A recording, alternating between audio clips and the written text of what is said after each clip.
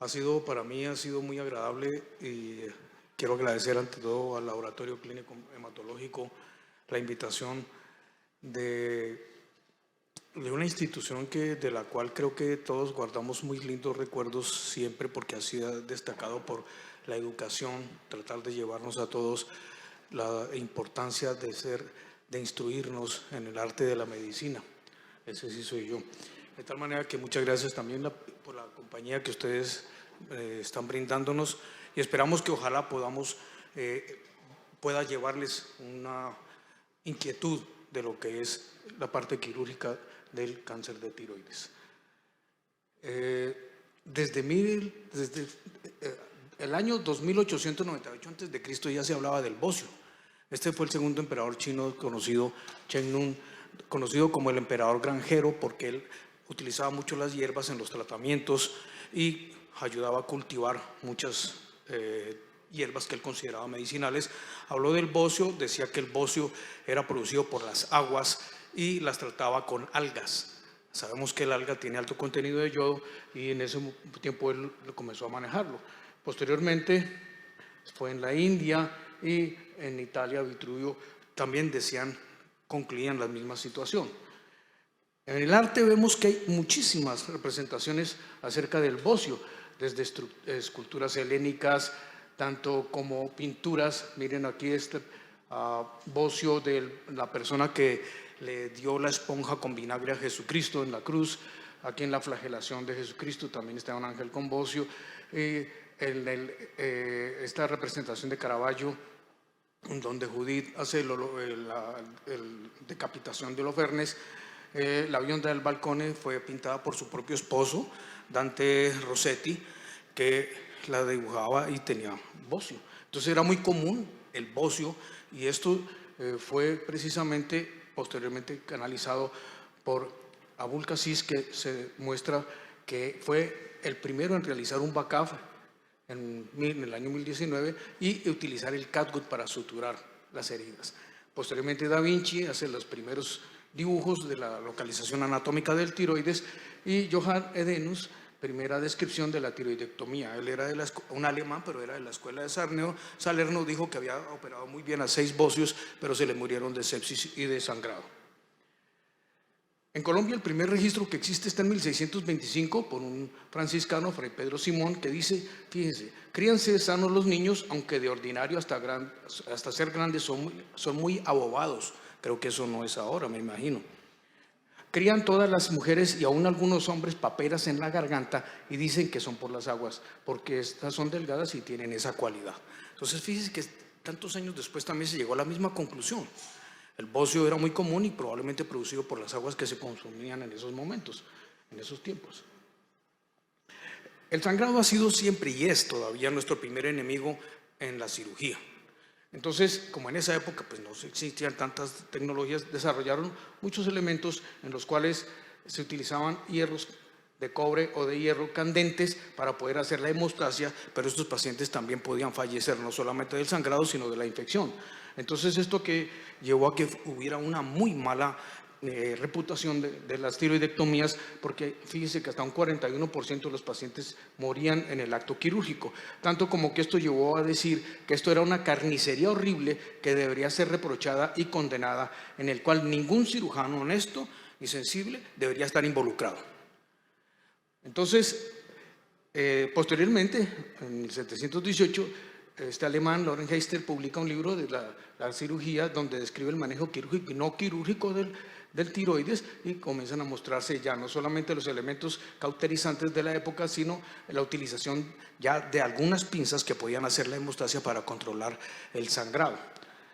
Sin embargo, solamente hasta 1909, cuando Theodor Kocher realiza las primeras 5.000 tiroidectomías con una mortalidad de menos del 5% y una morbilidad de menos del 2%, y gana el premio Nobel de Medicina.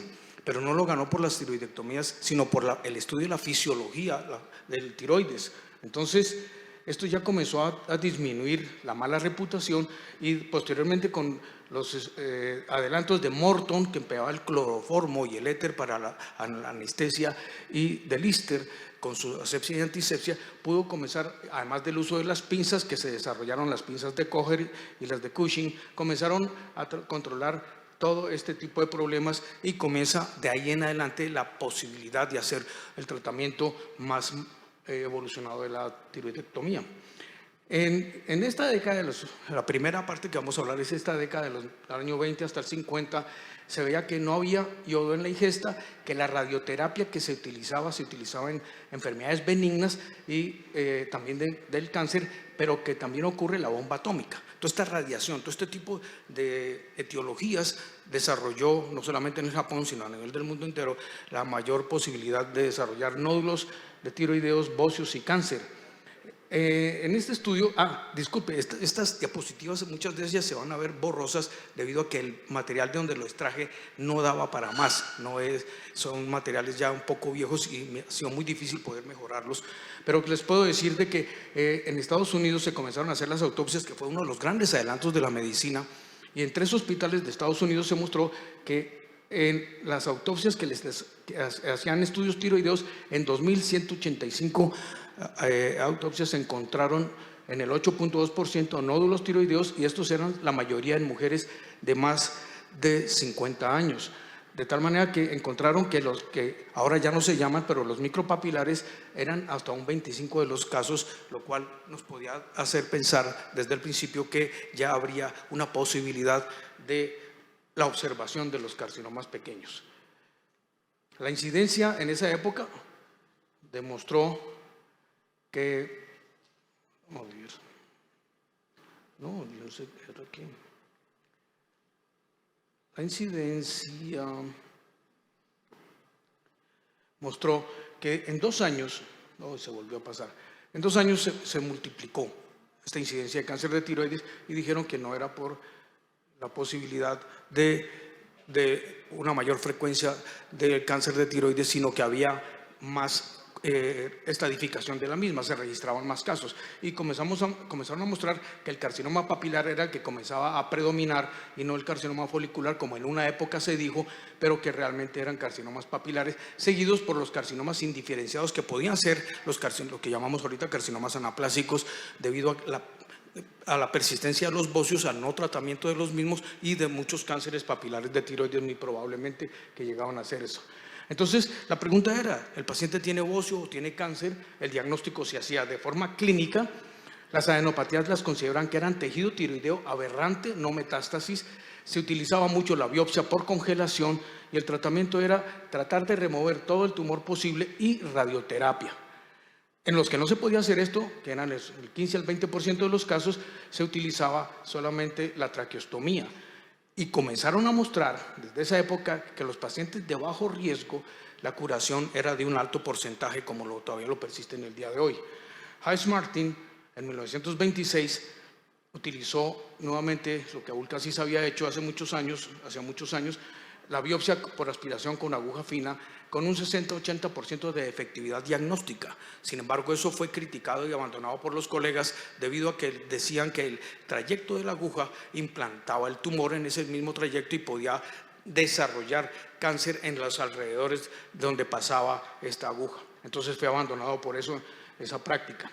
El yodo comenzó sus prácticas en el Mass General Hospital porque se demostró por Marinelli que había una concentración en el tiroides y que esta concentración podía dar con sus rayos beta la destrucción de la tiroides, lo cual comenzó a hacerse también prácticas en las metástasis, pero que había una débil captación de la misma porque el tiroides estaba in situ muy probablemente, y Hamilton mostró de que se podía destruir la tiroides en 1942, pero hasta 1945 en el Mass General Hospital nuevamente se utilizó ya por primera vez en el cáncer, precedido por dosis de tirotropina que demostraban de que podía haber más captación con el uso de la misma, en vez de dejar solamente al paciente sin ningún tipo de manejo previo a la utilización del yodo.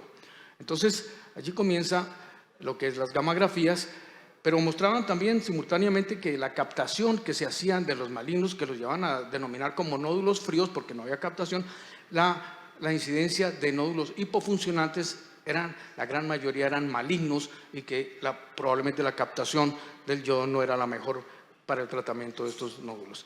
En el año 59 ya demostraron, con la acumulación de la experiencia, que el carcinoma papilar de bajo grado podían crecer lentamente, el 50% de esos no crecían, pero que en los pacientes mayores de 40 años la malignidad era mucho más agresiva, que en los nódulos solitarios podía hacerse solamente la mitad de la tiroides, quitar una hemitiroidectomía.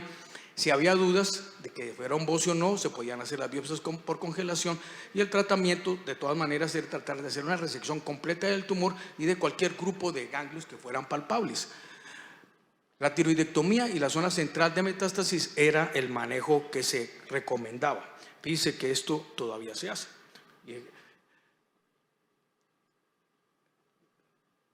A pesar de esto, la gran mayoría de las tiroidectomías eran solamente una lobectomía, quitar la mitad de la tiroides o quitar casi toda la tiroides, seguido por la tiroidectomía total. Y vamos a mirar más o menos cuál era cuál era la idea de las tiroidectomías. Ay, Dios, esto se pasa.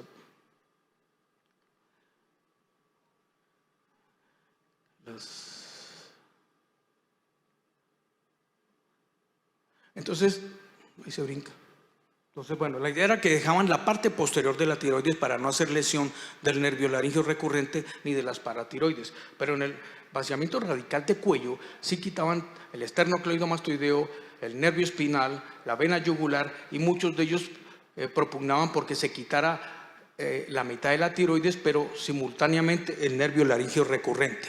A pesar de esto, las estadísticas que mostraban, en este caso de 120 pacientes, el 5% podían tener lesión intencional del nervio laringio recurrente, presentaban tetania en el 36% de los pacientes, pero permanente solamente el 11% de los pacientes. Y esto no era muy diferente si era una cirugía de primera intención o una cirugía de segunda intención, o sea, completar una cirugía. Entonces, comenzaron a revisar la mortalidad, hablaban de un 16.8%, esto fue en el Memorial Hospital, que ahorita es el Memorial Sloan Kettering Cancer Center. En 19 años tenían una mortalidad que ascendía al 16.8%, lo cual era mucho mejor que lo que se había visto anteriormente, pero que la captación del yodo no era la mejor para estos pacientes, probablemente porque no se hacían las tiroidectomías totales. Y concluían que en el estado 1 y 2, los tumores bien diferenciados y una resección macroscópica completa, no había que utilizar radioterapia posoperatoria, que ya era un paso adelante, pero que los tumores de este mismo tamaño, que fueran pobremente diferenciados, estar superponiendo las diapositivas, y una resección incompleta, podía utilizar la radioterapia. En los estadios 3 y 4, generalmente radioterapia después del diagnóstico, y aquellos pacientes que aceptaran la utilización del yodo radioactivo podría hacerse, que era solamente en el 2.5% de los pacientes, debido a que no se tenía mucha claridad en el tipo de manejo de estos pacientes. De tal manera que la radioterapia con la cirugía era el mejor tratamiento en esos momentos. Eso es en la primera época. Posteriormente, la segunda época viene del 1970 a 1999, donde vienen unas innovaciones en el siglo XX con un mayor entendimiento de los factores pronósticos para la recurrencia e individualización del seguimiento de acuerdo a estos tipos de factores pronósticos que vamos a ver más adelante. Se descubrió la tiroglobulina y la introducción de la TSH recombinante para el rastreo de estos pacientes y no llevarlos a un hipotiroidismo. Es un avance grande que hubo, y también viene ya nuevamente la utilización de la biopsia con aguja fina, porque en Suecia, en 1952, demostraron que no había ninguna implantación en el trayecto de la aguja de los tumores. Entonces es cuando ya viene a generalizarse el uso de la biopsia con aguja fina. El desarrollo también de la ultrasonografía, que de sus primeras imágenes viene a ser a las que vemos actualmente, con una definición un poquito más clara de la anatomía, Igual Fish en 1977 es quien impulsa la ecografía con la biopsia con aguja fina. Sin embargo, en Inglaterra se decía, mire, la biopsia con aguja fina no puede ser considerada un sustituto de la biopsia abierta. Se sugiere que la biopsia con aguja no participe en la investigación del nódulo tiroideo y la biopsia por aspiración con aguja fina se debe de abandonar. Siempre en medicina tenemos uno a favor y otros en contra, de tal manera que esto ha sido el problema recurrente, tanto como que en 1976 por primera vez en Estados Unidos se debate ya en un pleno, en una plenaria de la guía de la American Thyroid Association. Entonces, donde el famoso patólogo Fraser nos dice lo siguiente: casi todos los aspectos del manejo en el carcinoma del tiroides son debatibles, y eso permanece hasta hoy. La uniformidad del manejo es poco probable en el futuro previsible, y pregunta si la tiroidectomía total era el procedimiento de elección dado su baja posibilidad de mortalidad, y que lo preferible era hacer tiroidectomía casi total con yodo 131, pero que había que individualizar la cirugía y no tener una sobreconfianza en las estadísticas y basar todo en estas para poder definir un tratamiento. Y comenzaron a desarrollarse todos los factores pronósticos. Estos son algunas muestras de todos los factores pronósticos que se han venido desarrollando a través de la historia. Hay una multiplicidad de ellos, que los que han prevalecido realmente son en 1993 el MASIS en la Clínica Mayo, que todavía persiste, y el de la TNM, que se desarrolló por primera vez en 1988, que también es el que más manejamos todos en esta parte por lo menos del mundo.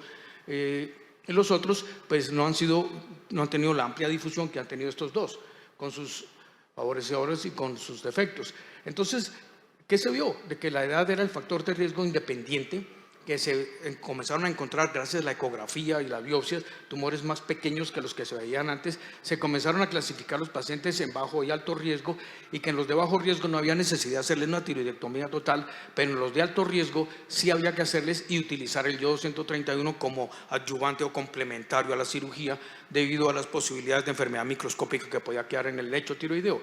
La disección ganglionar, a diferencia de lo que veíamos anteriormente, que era una resección completa, aquí se podía dejar tanto el esternocleidomastoideo, que está jalado por la pinza, por el separador, la vena yugular, que se vaya como una morcilla, discúlpenme la expresión, y el nervio espinal, lo cual hacía que se hiciera una disección más funcional del cuello, y que solamente se hacía las disecciones ganglionares centrales o laterales solamente si había una biopsia positiva o eran ganglios palpables. En la diapositiva, en la parte de arriba vemos lo que es una hemitiroidectomía, una lobectomía, y lo que se considera una tiroidectomía casi total. Pero viene Mazzaferri, que para mí Mazzaferri ha sido la persona el creador de la tiroidología moderna. Mazzaferri nos dijo en su gran estudio, en un seguimiento hasta 30 años, comenzó un debate interesante acerca de qué extensión de la cirugía debía hacerse adecuadamente, cuál era la indicación del yodo 131, la efectividad sí o no de la supresión de la TSH. Demostró que el 43% podían tener enfermedad ganglionar, o sea que ya podía haber una enfermedad que podíamos denominar avanzada, pero que el 45% de ellos no captaban el yodo. Entonces se genera un debate alrededor, y también muestra que en su estudio las complicaciones del hipoparatiroidismo permanente eran de un 15%, pero que los problemas del nervio laringio recurrente, la disfonía, eran apenas del 1.4%. Es decir, se le daba, hasta ahora se le ha dado predominancia a la preservación del nervio laringio recurrente, lo cual pues para nosotros ahora se debe cambiar, porque es más grave que un paciente quede hipoparatiroideo que tener una lesión del nervio recurrente.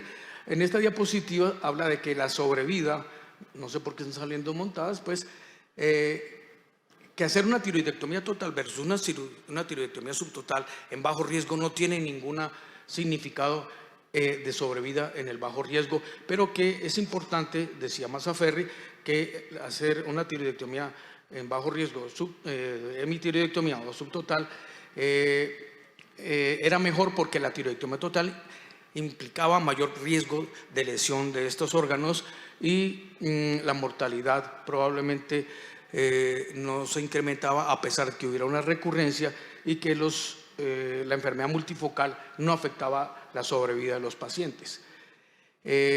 Sin embargo, los médicos que argumentaban la tiroidectomía total dicen que la vigilancia se hace mejor con estos pacientes para el seguimiento con yodo y tiroglobulina, que las complicaciones son bajas en manos expertas, la mortalidad, como ya se ha visto precisamente, es muy baja en este porcentaje de pacientes de bajo riesgo, que se alivia la ansiedad del paciente. Apenas se comienza a hablar del paciente y no de la cirugía. Entonces, y que la recurrencia podía ser precisamente en el lóbulo contralateral, y que los factores pronósticos solamente están en el posoperatorio, de tal manera que usted no tiene la posibilidad, antes de operar un paciente, de declararlo como alto o bajo riesgo, de tal manera que era irse por lo seguro, hacer una tiroidectomía total y no una tiroidectomía subtotal. Con esto Mazzaferri demostró que precisamente la tiroidectomía total, los pacientes recurrían menos, morían menos, pero siempre y cuando añadió el uso del yodo 131 casi sistemáticamente y la supresión de la hormona tiroidea para que estos pacientes pudieran tener menos recurrencia, menos mortalidad. Y con esto se logró una sobrevida, como ustedes ven allí, del 92.4% y con una mortalidad apenas del 1.2% de los pacientes. Entonces esto indica que Mazzaferri mostró de que podía hacerse unos tratamientos más acordes al paciente, como vemos aquí, la tiroidectomía total con yodo 131 y TSH suprimida, pero en nódulos mayores de 1.5 centímetros, hacia una recurrencia del 14.5%, pero mire, la mortalidad la bajó en mayores de 30 años con nódulos de mayores de 1.5 centímetros al 1%. Demostró que la recurrencia en ganglios no genera mortalidad y que sacar un ganglio era lo mismo que hacer una disección ganglionar completa. Prohibió la radioterapia. Entonces, esto en términos generales muestra que la recurrencia es baja en bajo riesgo, es muy baja, y la mortalidad también, pero que la mortalidad viene aumentándose también con los años, que no es lo mismo operar una persona de 20 años que una persona mayor en la tercera edad, y que se aumenta precisamente con la edad esta mortalidad. Se comenzó a decir de que había que minimizar los problemas debidos a la cirugía con una mejor funcionalidad y una cosmética importante. Que si era importante realmente hacer supresión tiroidea en bajo riesgo o realmente darle yodo a los pacientes de bajo riesgo, pero que había que evitar, en todo caso, los sobretratamientos. Esto fue lo que se implantó, pero que esta práctica ha sido muy discutible en todo el tiempo. Vemos que la estética de los pacientes, hay muchas incisiones que se comenzaron a hacer tratando de conservar la estética y que todavía se hacen tratando de conservar la estética, que en muchos de los casos no se puede lograr. Entonces llega el siglo XXI con sus alegrías y la utilización de la biopsia guiada por ecografía para hacer más preciso el diagnóstico. Viene el TIRAS, ya del cual se ha hablado también en pláticas anteriores, el Bethesda para ver el riesgo de malignidad de estos pacientes, y comienzan los cambios de paradigmas como corta estancia hospitalaria y muchas veces hacer cirugías ambulatorias, un mayor énfasis de la energía para utilizarla para lograr la hemostasia, la neuromonitorización del nervio recurrente tratando de que haya menos lesión del mismo, el cirujano y el médico en general utilizando la ultrasonografía y técnicas mínimamente invasivas, las cuales vamos a ver en esta última parte, comienza la ATA para concretar todo lo que se había hecho en el tratamiento quirúrgico, filosofándolo. Decía que había que remover todo el tumor, tanto local como en los ganglios, minimizar la morbilidad relacionada con este tratamiento, que permite una estadificación exacta, facilitar el tratamiento con yodo 131 cuando corresponda, el seguimiento también cuando corresponda, la supresión tiroidea, la ecografía, la ultrasonografía, reducir las recurrencias y reducir la mortalidad. Esto era la filosofía del ATA 2005, y la cirugía la dividió en los tumores de menores de 1 centímetro en hemitiroidectomías y los mayores de 1 a 4 centímetros en tiroidectomías totales. La cicatriz sí tenía que tratar de hacerse en los pliegues para que fuera lo más estéticamente posible, Pero en el ATA del 2015 cambia el paradigma de la mortalidad por la recurrencia, al ver que la mortalidad es muy baja, pero la recurrencia era muy alta. Entonces hace un énfasis en la recurrencia del ATA 2015, utilización mayor de la ecografía, vienen ya como hemos visto las pruebas genéticas, oncológicas, genéticas, con sus mutaciones, el lavado de la aguja para determinar si los ganglios tenían enfermedad sí o no, y hacerle tiroglobulina al lavado de los ganglios. El uso selectivo del yodo 131 con TSH recombinante también, la supresión selectiva de la TSH y un desarrollo mayor de la tecnología dándole énfasis a la cosmética.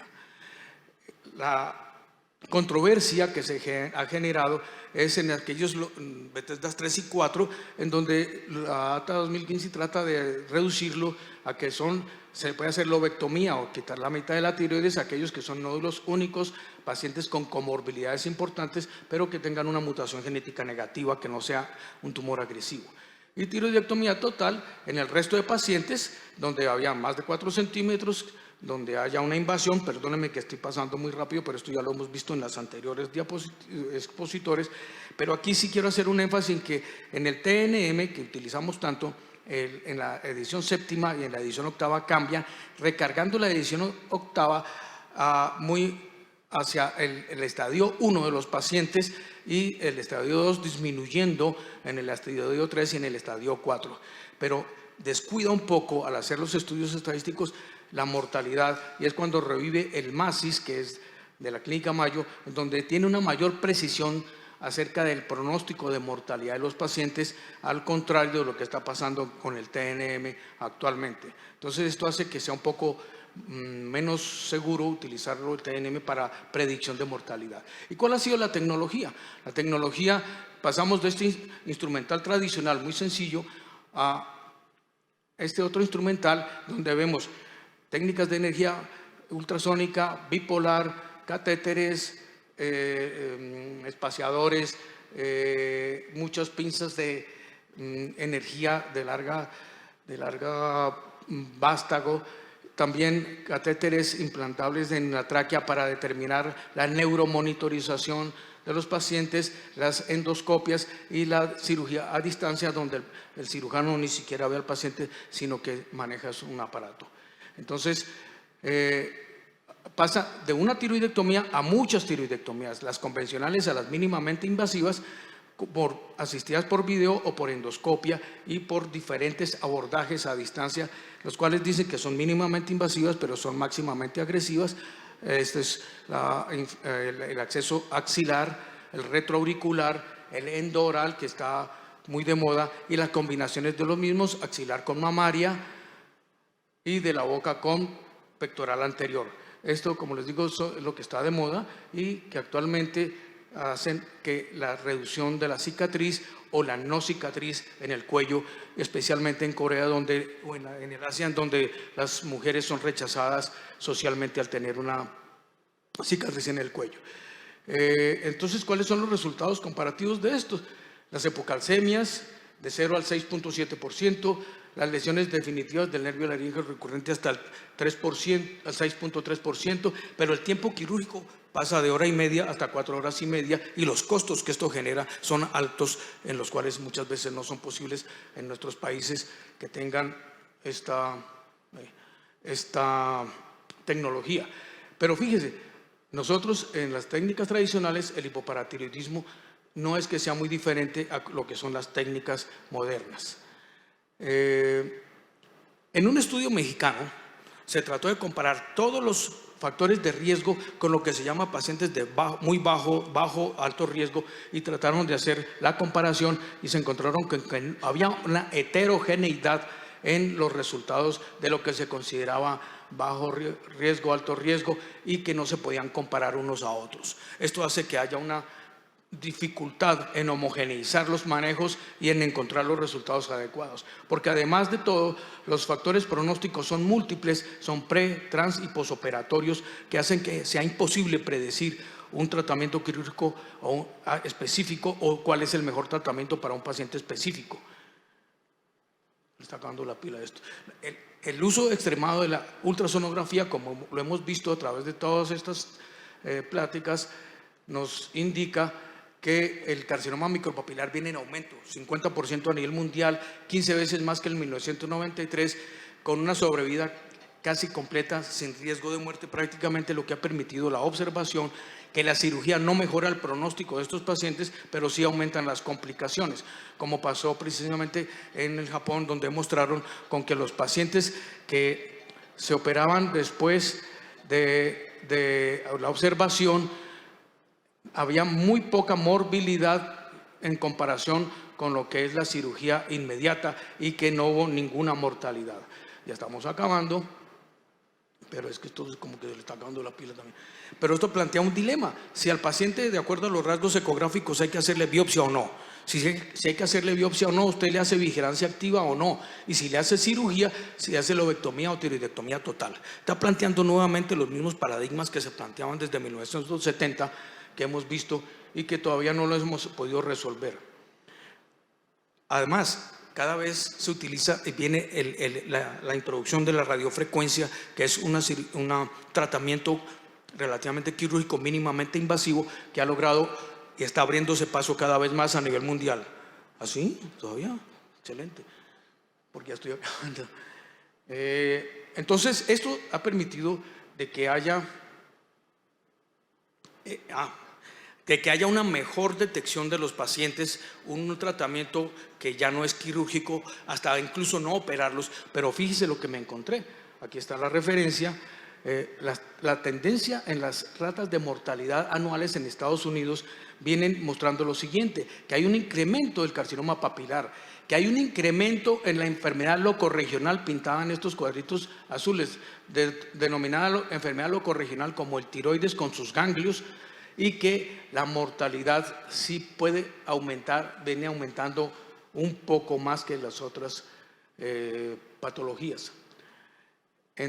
Esto está demostrado en lo siguiente: 77.226 pacientes de 1974 a 2013 y 2.371 muertes desde 1994 a 2013 no se hicieron antes porque no habían los elementos completos para poder determinarla, pero notaron que había un incremento de la incidencia del carcinoma en un 3.6% en general, con la mortalidad del 1.1% global, pero discriminado en los pacientes de micros y los avanzados, el 2.4% de aumento de los pacientes de carcinomas avanzados en un 2.4% y 2.9% en los pacientes con carcinoma papilar avanzado. Viene avanzando el carcinoma papilar avanzado paralelo a los carcinomas que llamamos micropapilares. Por conclusión, entonces, la tiroidectomía es una cirugía segura en manos expertas. Esto hay que hacer énfasis ya. Que se ha evolucionado en la detección oportuna del cáncer. Efectivamente, persiste la discusión de cuál es el mejor tratamiento quirúrgico para el carcinoma papilar del tiroides, que no existe una valoración preoperatoria precisa para poder definir a quién se le hace una cirugía u otra. No hay una unificación en los factores de riesgo, sino una heterogeneidad en los mismos, que se ha evolucionado en la tecnología, en los accesos y en la cosmética, en la cosmesis de los pacientes, pero que se ha elevado también el tiempo quirúrgico y se han hecho más costosas estas cirugías. Que la vigilancia activa y la radiofrecuencia vienen cada vez ocupando un mayor espacio en la medida que se detectan más tempranamente los carcinomas, pero que hay un incremento paralelo en los casos avanzados con una probable mortalidad también en aumento, lo cual nos hace pensar y repensar qué es lo que estamos haciendo. Y esto nos hace pensar en lo siguiente: esta es una era de incremento de múltiples recursos, pero también incremento de metas desacertadas. Esto para mí me parece que es lo que tenemos que reorientar de pronto, porque es que si no sabemos la causa, hagamos los tratamientos que hagamos, el paciente, la nopsa que produce el cáncer de tiroides va a persistir. Por lo tanto, nosotros no sabemos cuál es la curación de este tipo de pacientes. Y lo que se ha dicho siempre, el manejo interdisciplinario. El cirujano es una rueda de ese engranaje que alguien hablaba, creo que fue la doctora Agosto, de ese engranaje que tenemos que hacer todos, que el uno no puede vivir sin el otro. Y si falla el uno, falla todo el sistema. Y eso es lo que nos pasa a muchos a nosotros. Y lo que yo les decía, aprendí en el Japón, que si pongo un colombiano frente a un japonés, el japonés no sabe qué hacer porque el colombiano es hábil, astuto, sagaz como todos los latinoamericanos. Pero si ponemos a 5 colombianos frente a 5 japoneses, los colombianos no sabemos qué hacer, y el mundo es de los grupos, no de los individuos. Muchas gracias.